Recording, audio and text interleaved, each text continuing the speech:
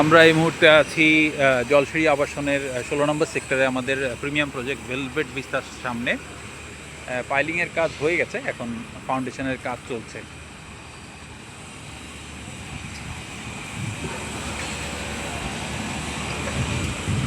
আর আজকের এই ভিডিওটি 1 জুন 2025 সাল।